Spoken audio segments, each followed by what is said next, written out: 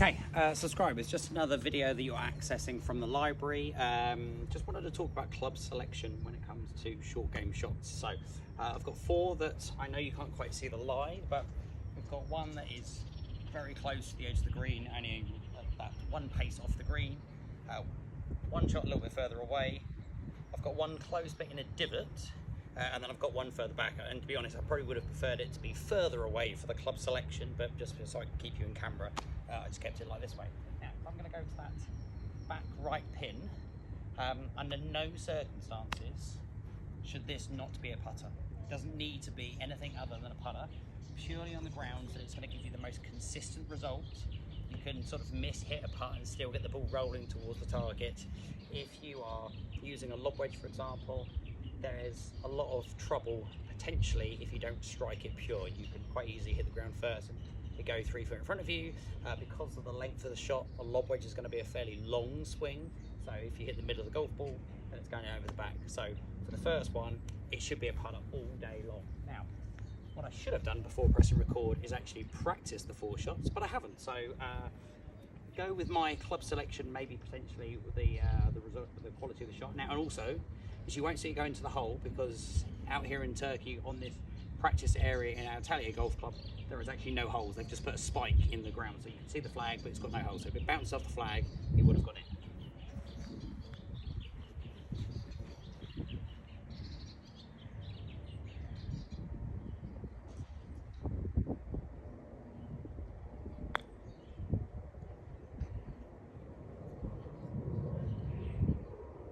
That's finished 3 foot away. That's a nice, easy, sort of safe option.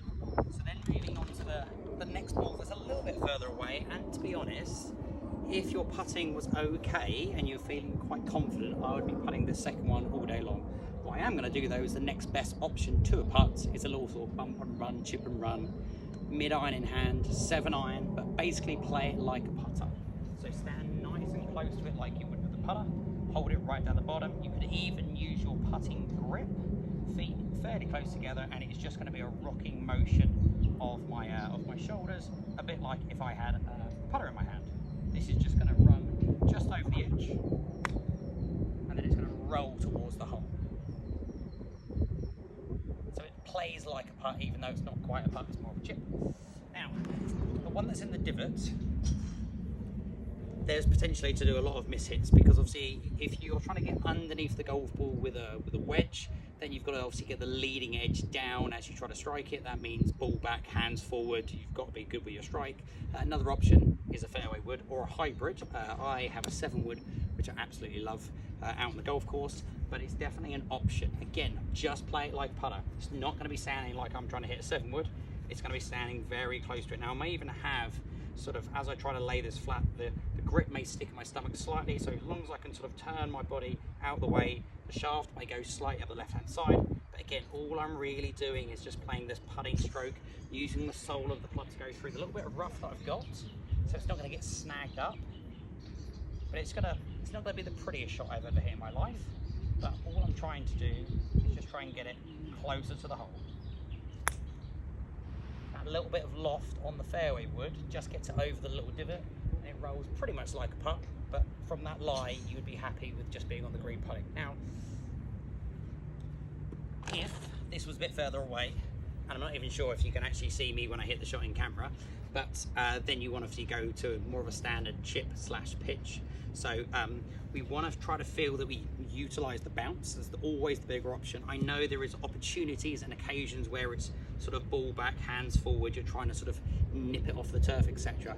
Let's keep golf as simple as possible. So ball fairly central, feet nice and narrow, a little bit of pressure left, and just feel that your address position is going to be your impact position. So we don't want to feel that we're dragging the grip, trying to get that lag that is the buzzword in the full swing. When it comes to the chip shot, you actually want to feel that bottom hand just nearly sort of passing. So you're nearly scooping, but you're not scooping. We don't want to be scooping. We don't want obviously club to get there before the hands.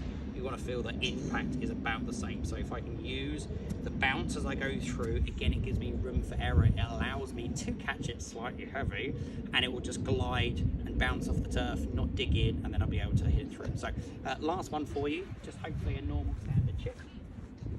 I'm not even sure I'm even in camera, so I could potentially probably throw it and you won't know any different. But I'm also feeling visually that I've got to probably fly it like at least halfway. It goes slightly uphill.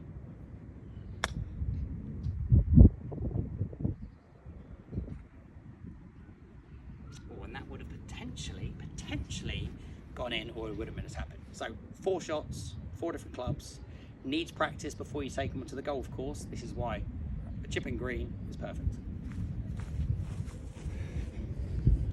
Right, I can add this to the video that I've just recorded for you. So if you're still watching, these are the results. So let's just go back to where I started. So I was chipping from sort of this sort of area here. That's the shot I had. Probably what, 20 yards or so. And then I'll show you which one was which. So the closest one, believe it or not, was the sandwich, was the chip. Oh, look, it's a little bit short. I thought it was a bit closer than that. This one here was the putts. That's a nice safe option. This one here was the 7-iron chip and run, and this one was my 7-wood. So we are 1, 2, 3, 4 paces, probably about a 12-foot putt. So from all the way down there, I've got a chance to save par.